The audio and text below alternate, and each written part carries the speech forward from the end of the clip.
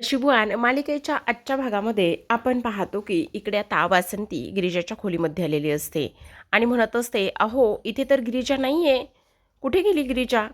आणि तेव्हा आता जो काही नागेश्वर आहे तो सुद्धा वासंतीच्याच पाठी आलेला असतो. इथे वासंती म्हणत असते, गिरिजा इथे नाही आहे, मग नेमकी कुठे गेली हा प्रश्नसुद्धा तिला पडलेला असतो. आणि तेव्हा इकडे आपण पाहतो की नागेश्वर विचार करू लागतो. तो म्हणत असतो, नेमकं काय झालेलं आहे? म्हणजे ह्या सुभानरावांनी नाग सोडला होता की अख्खं अजगरच सोडलं होतं, ज्या अजगराने इथे गिरिजाला पारच पुरती गिळून टाकली, असा विचार तो आता करू लागलेला असतो. आणि तेव्हा आपण पाहतो की इकडे गिरिजा नेमकी कुठे गेली असेल असा विचार तो करत असतानाच तेवढ्यातच पाठीमागून एक आवाज येतो आणि तो आवाज असतो गिरिजाचा. गिरिजा म्हणत असते, काय झालं? दादासाहेबांना काही हवं होतं का? तेव्हा लगेच आता त्याचं लक्ष बोलणाऱ्या पाठीमागून गिरिजाकडे जातं. जी गिरिजा सुखरूप परत आलेली असते आणि हे सगळं काही पाहिल्यानंतर आता गिरिजाला तर फारच आनंद झालेला असतो. पण इथे नागेश्वरचा जो काही चेहरा आहे तो चेहरा मात्र अक्षरशः इथे पाहण्यासारखाच झालेला असतो. इथे तो विचार करू लागलेला असतो की नेमकं हे सगळं आता काय आहे, जी काही गिरिजा इथे जिवंत कशी? तेव्हा इकडे गिरिजा म्हणत असते, काय हवंय? आज तुम्ही सगळेजण माझ्या खोलीमध्ये आलेला आहात, काही हवं आहे का तुम्हाला? तेव्हा वासंती तिला म्हणते, अगं मला काही नव्हतं हवं, तुझ्या सासरेबुवांनाच तुझी फार आठवण येत होती. मग काय काय झालं, कशाबद्दल आणि का बरं आठवण येत होती असं गिरिजा विचारू लागते. आणि तेव्हा लगेच आता इकडे वासंती म्हणत असते, अगं त्यांना ना तुझ्या हातचा गरम गरम चहा घ्यायचा होता आणि म्हणूनच ते तुला आवाज देऊ लागले होते. तेव्हा लगेच आता गिरिजा म्हणत असते, अरे वा, कधीतरी कितीतरी दिवसांनी इथे माझ्या सासरेबुवांना माझ्याकडून काहीतरी हवं आहे आणि मी ते त्यांना देणार नाही असं कसं होईल? थांबा, मी आत्ता तुमच्याकरिता मस्त गरमागरम असा चहा बनवून घेऊन येते. तेव्हा लगेच आता नागेश्वर म्हणत असतो, नाही नाही नाही नाही, असू द्या असू द्या, आत्ता नको आहे, आम्हाला आत्ता नको आहे, नंतर द्या. अहो असं काय करताय? आत्ताच तर तुम्ही चहा हवा म्हणून माझ्या खोलीपर्यंत मला शोधत आले होते ना. तेव्हा नागेश्वर म्हणत असतो, हो मला पाहिजे होता चहा, पण आता नको आहे, मी घेईल नंतर तुमच्या हातचा चहा कधीतरी, असं म्हणून आता नागेश्वर सुद्धा तिथून निघून जात असतो. त्याचसोबत आपण पाहतो की इकडे आता जी काही गिरिजा आहे, गिरिजाला मात्र इथे जो नागेश्वर काय आहे, कसा आहे, ह्या सगळ्या गोष्टी समजलेल्या असतात आणि हा मुद्दाम इथे आला होता हे सुद्धा समजलेलं असतं, कारण वासंतीने तसं सांगितलेलं असतं. तरीसुद्धा गिरिजाचा जो काही आग्रह आहे तो मात्र सुरूच असतो की मी तुमच्याकरिता चहा बनवूनच घेऊन येते म्हणून. पण तरीसुद्धा स्पष्टपणे जो काही नागेश्वर आहे तो इथे स्पष्टपणे म्हणत असतो की नाही, मला आता चहा नको आहे, माझा मूड नाही आहे चहा घ्यायचा, असं म्हणूनच आता इकडे नागेश्वर कल्टी मारत असतो. पण गिरिजाला तर आता समजलेलं असतं की ह्या सगळ्या गोष्टी मागे कोण आहे, तर ह्या सगळ्या गोष्टी मागे दुसरं तिसरं कोणीही नसून तर तो फक्त आणि फक्त इथे नागेश्वरच आहे, असा इकडे तो विचार करतो. इकडे वासंतीला प्रश्न पडलेला असतो. ती मनातच म्हणत असते, नेमकं हे असे का बरं वागत असतील? म्हणजे ह्यांना नेमका चहाच पाहिजे होता का आणखी काही पाहिजे होतं तेच मला काही कळत नाहीये, यांचं काय बिनसलं आहे असा विचार आता ती करू लागलेली असते. तेव्हा लगेच आता इकडे हा सगळा विचार केल्यानंतर ती गिरिजाला विचारत असते, काय गं गिरिजा, तू कुठे गेली होतीस? म्हणजे एवढ्या सकाळी सकाळी तू तुझ्या खोलीत दिसली नाहीस ना म्हणून विचारलं. तेव्हा गिरिजा म्हणते, त्याचं काय नाही साहेब, रुद्रने मला आणि त्याचबरोबर जो काही आपला मोनू आहे त्याला आम्हा दोघांना सुद्धा एक एक मोबाईल गिफ्ट केला आहे आणि मी तोच मोबाईल इथे मोनूला देण्यासाठी गेले होते, असं सुद्धा ती इथे सांगू लागते. आणि तेव्हा लगेच आता वासंती म्हणत असते, काय गं मग मोनू कसा आहे, दिलास ना तू त्याला मोबाईल? तेव्हा ती म्हणते, हो मोनू अगदी व्यवस्थित आहे आणि सुरक्षित सुद्धा आहे. खूपच छान झालं बघ, आनंद झाला हे सगळं ऐकून. पण बरं झालं तू त्याला मोबाईल दिला असते, कसं बोलता येईल तुला. आता तू थकली असशील ना, एवढ्या सकाळी सकाळी बाहेरून जाऊन आली आहेस ना, मग आता मीच तुझ्याकरिता मस्त गरमागरम आल्याचा चहा बनवते, ये तू, असं म्हणून वासंती किचनकडे जात असते. तेव्हा वासंती गेल्यावर गिरिजा म्हणत असते, मला माहिती नागेश्वर साहेब, तुम्ही माझ्या खोलीमध्ये का आला होता. तुम्हाला पाहायचं होतं की मी जिवंत आहे का मेले म्हणून, आणि मला याची सुद्धा पूर्ण खात्री आहे की माझ्या खोलीमध्ये साप सोडणारी व्यक्ती दुसरी तिसरी कोणी नाही तर ती तुम्हीच आहेत. तुम्हाला मला मारायचं होतं, पण मी सुद्धा तेवढीच चतुर आणि तेवढीच हुशार. पण आत्ता तुम्ही जे काही हे केलंय ना, त्याचं उत्तर तुम्हाला ही गिरिजा कसं देते ते तुम्ही बघाच. तर आता इकडे दुसऱ्या बाजूला रुद्रचं काम सुरू असतं. तेव्हा तो हॉलमध्ये असतो आणि म्हणत असतो, मला 1 कप चहा मिळेल का. तेव्हा वासंती चहा बनवत असताना ती म्हणत असते, हो देते लगेच, असं म्हणून आता वासंतीने चहा बनवलेला असतो आणि ती तो चहा कपबशीमध्ये ओतत असते. कारण गिरिजाला तर चहा बनवायचाच होता, तर तिने रुद्रसाठी सुद्धा चहा बनवलेलाच होता.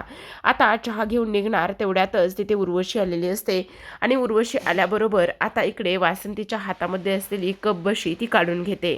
आता नेहमीप्रमाणे किंवा सवयीप्रमाणे सुद्धा वासंतीला काहीच बोलता येत नाही. आतापर्यंत सर्व काही उर्वशी करायची, पण पुढे पुढे करण्याचं काम इथे उर्वशी करायची. आता लगेच उर्वशीच्या हातामध्ये कपबशी असते. तेव्हा उर्वशी म्हणत असते, काय चाललंय वासंती, कळतंय का काय करतेस तू म्हणून. हे बघ, इतिहास जो पिढ्यानपिढे चालत आलेला आहे तो इतिहास बदलू नये, कारण ती सवय झालेली असते. तुला माहिती ना, रुद्रसाठी चहा कोण घेऊन जातं म्हणून. रुद्रसाठी फक्त आणि फक्त मीच चहा घेऊन जाते. त्यामुळे इतिहास बदलण्याचा अजिबात प्रयत्न करू नकोस, असं स्पष्टपणे म्हटल्यानंतर ती आता रुद्रकडे चहा घेऊन निघालेली असते.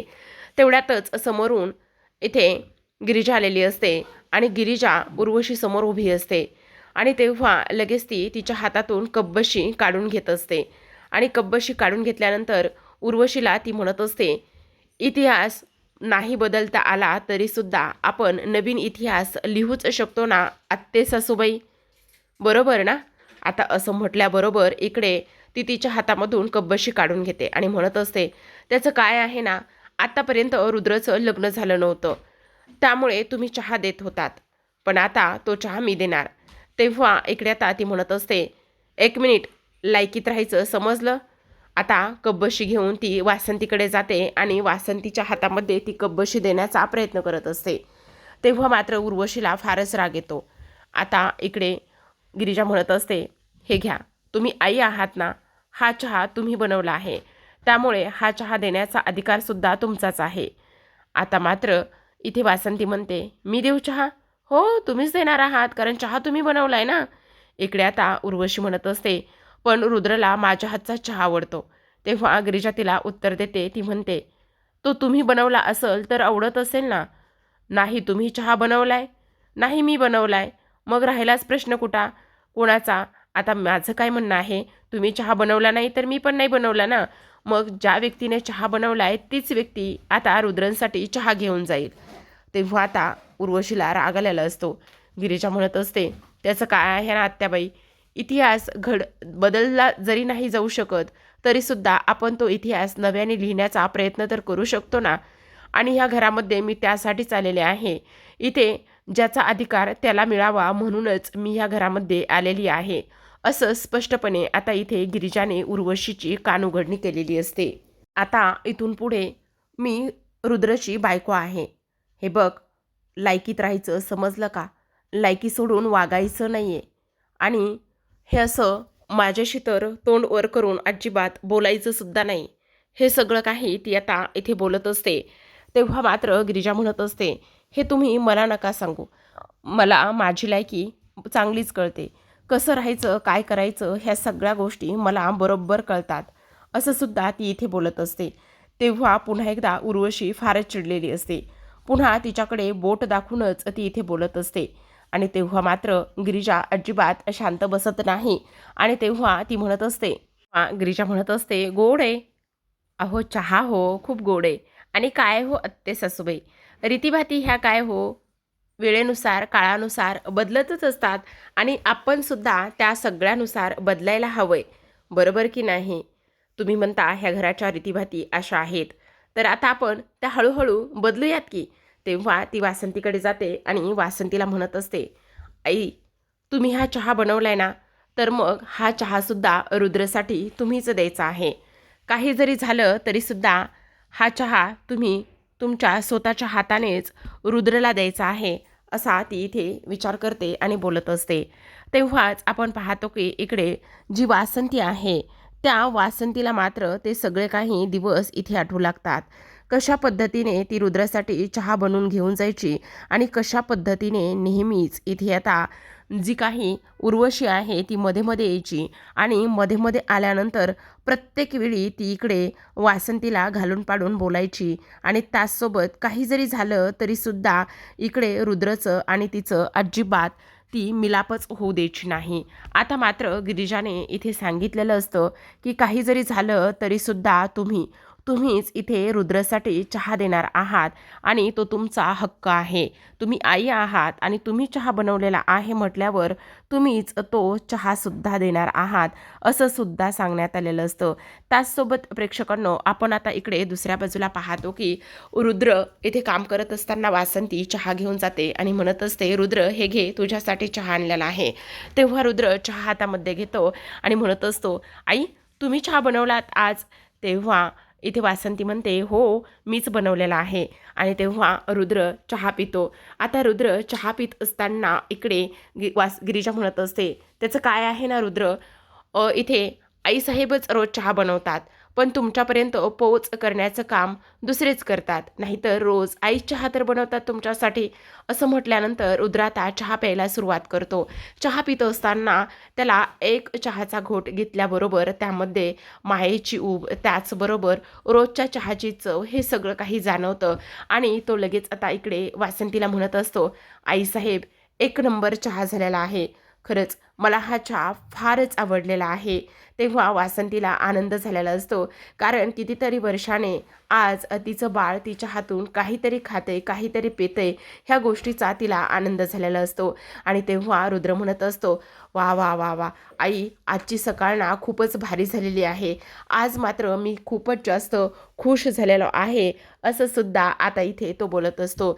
आणि तेव्हा उठून उभा राहतो आणि म्हणत असतो, आईसाहेब उद्यापासून रोज तुम्हीच माझ्याकरिता चहा बनवणार आहात आणि तुमच्या हातचा चहा मला प्यायचा आहे. तेव्हा हातामध्ये असलेली कपबशी ठेवण्यासाठी जातो. तेव्हा वासंती म्हणत असते, अरे तुझ्यासाठी तर काहीही करायला मी तयार आहे. आणि इकडे तो चहाचा कप माझ्याकडे दे, मी ठेवून देते, असं इकडे ती म्हणत असते. तेव्हा रुद्र म्हणतो, नाही नाही आईसाहेब मी ठेवतो. तेव्हा वासंती त्याच्यावर जबरदस्तीनेच हातातली चहाची कपबशी घेते आणि म्हणत असते, नको मी ठेवते, तू तुझ्या कामाला जा. असं म्हणून आता रुद्र तिथून निघून गेलेला असतो.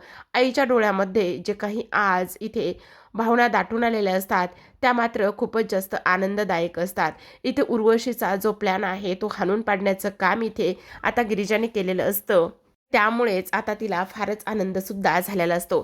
तर आता इकडे वासंती गिरिजासमोर उभी राहते आणि म्हणत असते, गिरिजा थँक्यू, आज तुझ्यामुळे हे सगळं काही शक्य झालेलं आहे.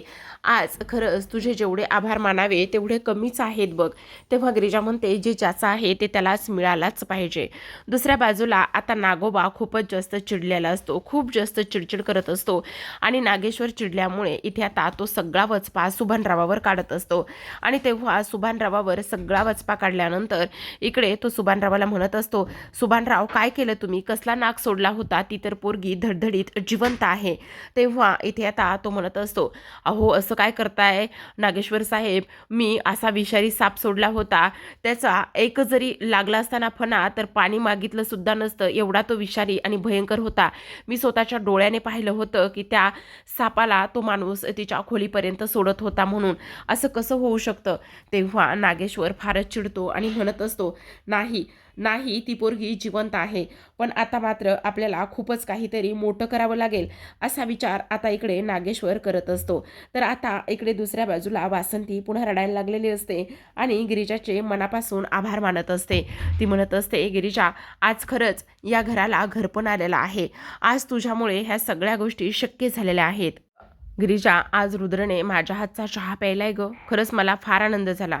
तेव्हा गिरिजा म्हणते, आई आजपासून, उद्यापासून आणि आजपासूनच रोज रुद्रंसाठी चहा तुम्हीच द्यायचा आहे. आई, जे ज्याच्या हक्काचं आहे ते त्याला मिळणारच, कारण ह्या घरामध्ये तुमची सून आलेली आहे. होय, आई तुम्ही अजिबात ह्या सगळ्या गोष्टीची अजिबात काळजी करू नका. ज्याचा हक्क त्याला मिळणारच. ह्या सगळ्या गोष्टी आता इथे गिरिजा बोलत असते तेव्हा वासंतीला मात्र फारच भरून आलेलं असतं. आज कितीही नाही म्हटलं तरीसुद्धा हा सगळा क्षण जो आहे तो तिला फक्त आणि फक्त गिरिजामुळे अनुभवायला मिळालेला असतो, हे सुद्धा तेवढंच जास्त महत्त्वाचं आहे. आता वासंतीच्या हातून ती इथे चहाची कब्बशी काढून घेते आणि वासंतीच्या हातून चहाची कब्बशी काढून घेतल्यानंतर ती आता तिचा मोर्चा इकडे उर्वशीकडे वळवते आणि उर्वशीच्या बाजूला जाऊन ती उभी राहते आणि म्हणत असते, बरोबर आहे ना आत्ते सासूबाई, म्हणजे जो ज्याचा अधिकार आहे तो त्यालाच मिळाला पाहिजे, हे बरोबर आहे की नाही. असं म्हटल्यानंतर जी कब्बशी होती रुद्रने चहा प्यायलेली, ती कब्बशी ती आता उर्वशीच्या हातामध्ये ठेवत असते. उर्वशी मात्र हो नाही आणि हाही नाही, काहीही बोलत नाही, अगदीच मुख गिळून गप्प बसलेली असते. कारण गिरिजाने मात्र इथे आता अगदी सडेतोड असं उत्तर दिलेलं असतं आणि गिरिजाने सडेतोड उत्तर दिल्यामुळे ह्या सगळ्या काही गोष्टी ज्या आहेत त्या ह्या पद्धतीने घडत असतात. आता उर्वशीला तर फारच राग आलेला असतो. एका पॉईंटला तर असं वाटत होतं की आता ही जी काही उर्वशी आहे ना, ती उर्वशी मात्र तिच्या हातामध्ये असलेली जी काही कब्बशी आहे ती कब्बशी मात्र जमिनीवर फेकून देते की काय आणि तोडते की काय, असंच इथे वाटत असतं. पण तिने आतापर्यंत तरी तसं काहीही केलेलं नसतं. पण गिरिजाने मात्र आता इथे ह्या असणाऱ्या उर्वशीचा चांगलाच माज उतरवलेला असतो आणि वासंतीला मात्र तिचा अधिकार मिळवून दिलेला असतो. तर आता प्रेक्षकांनो, आजच्या भागामध्ये एवढंच. उद्याचा भाग खूपच जास्त कमाल धमाल असणार आहे, कारण उद्याच्या भागामध्ये इकडे जी काही सावी आहे ती मात्र इथे रुद्रच्या जवळ जाण्याचा तेवढाच प्रयत्न करत असते आणि इकडे त्याच्यासोबत डान्स करत असते. तेव्हाच आता तिथे गिरिजा जाऊन पोहोचलेली असते आणि ती गेल्यानंतर रुद्रला आवाज देत असते. तर आता दुसऱ्या बाजूला आपण पाहतो की संध्याकाळी त्याच दिवशी इथे देवी आईच्या मंदिरामध्ये ती भेटायला गेलेली असते, ते म्हणजे विशाखाला. विशाखा तिला विचारते, काय झालंय, तू एवढी अस्वस्थ का आहेस, जे काही आहे ते तू मला सांगू शकतेस, बोल ना. तेव्हा गिरिजा तिला म्हणते की माझ्या जीवाला नागेश्वरपासून धोका आहे. नागेश्वर मला मारणार आहे आणि त्यानेच इथे जे काही बाबा आहेत त्या बाबांना सुद्धा त्यानेच मारलेला आहे. इथे मोनूच्या जीवाला सुद्धा धोका होता, म्हणूनच मी मोनूला एका सुरक्षित ठिकाणी पोहोचवलं आहे. पण माझ्यासुद्धा जीवाला आता नागेश्वरपासून धोका आहे, असं ती विशाखाला सांगत असते. तर आता दुसऱ्या दिवशी सकाळची वेळ असते आणि दुसऱ्या दिवशी सकाळी पण पाहतो की इकडे गिरिजाला एक फोन आलेला असतो आणि तो फोन कोणाचा असतो हे तरी काही माहिती नाही. पण फोनवर असं सांगण्यात आलेलं असतं की गिरिजा, पांढऱ्या रंगाच्या गाडीमध्ये बसू नकोस, कारण त्या गाडीचे ब्रेक फेल करण्यात आलेले आहेत. ही गोष्ट गिरिजाला कोणीतरी सांगितलेली असते आणि तुझ्या जीवावर कोणीतरी उठलं आहे, ह्या सुद्धा गोष्टी इथे सांगण्यात आलेल्या असतात. तेव्हा मात्र गिरिजा विचार करू लागते की हे पुन्हा इथे माझ्यासोबत ह्या सगळ्या गोष्टी होतच आहेत का, असा गिरिजा विचार करते. तेव्हा आता इकडे दुसऱ्या बाजूला आपण पाहतो की आता लग्नानंतरची एक पूजा असते आणि ती पूजा इथे ह्या लोकांना करायची असते आणि त्याचमुळे हे सगळं काही सुरू असतं. आता थेट इथे रस्त्यापासून ग्रामदेवत्याचं जे काही त्यांचं मंदिर आहे, जे की जंगलात आहे, त्या जंगलापर्यंत रुद्रला गिरिजाला हातावर उचलून घेऊन जायचं असतं आणि तिथंपर्यंत हातावर उचलून घेऊन गेल्यानंतर आता पूजा करायची असते. आता नागेश्वर म्हणत असतो, काही जरी झालं तरी सुद्धा ह्या जंगलामधून गिरिजा परत आली नाही पाहिजे, ह्या जंगलामध्ये त्या पोरीचा इथे अंत झालाच पाहिजे. आता इकडे मंदिरामध्ये पोहोचल्यानंतर एका दिशेला गिरिजा जाते तर दुसऱ्या दिशेला रुद्र जात असतो. दोन दिशाला गेल्यानंतर प्रदक्षिणा घालायची असते आणि तेव्हा मात्र आता दोन दिशाला गेल्यानंतर जी गिरिजा आहे त्या गिरिजाला मात्र इथे परत न येण्यासाठी हा नागेश्वरने रचलेला एक डाव असतो. आता तो मनामध्ये विचार करत असतो, कितीही काही जरी झालं ना तरी सुद्धा इथे तुम्ही परत येणार नाहीत याची पूर्ण मी तयारी करून ठेवली आहे. ह्या सगळ्या काही ज्या गोष्टी आहेत तो आता इथे नागेश्वर बोलत असतो. तर आता प्रेक्षकांनो, इथे गिरिजा मात्र स्वतःचा जीव कसा वाचवेल आणि कशा पद्धतीने इथे आता नागेश्वरपासून स्वतःच्या जीवाचं रक्षण करेल हे पाहणं खूपच जास्त इंटरेस्टिंग असतं. तर पाहत रहा नशीबवान, कारण आता इकडे गिरिजा हरवली आहे, गिरिजा भेटत नाही. ही गोष्ट नागेश्वर आणि वासंतीपर्यंत येऊन पोहोचलेली असते आणि तेव्हा मात्र आता नागेश्वर म्हणत असतो, गिरिजा तर संपली.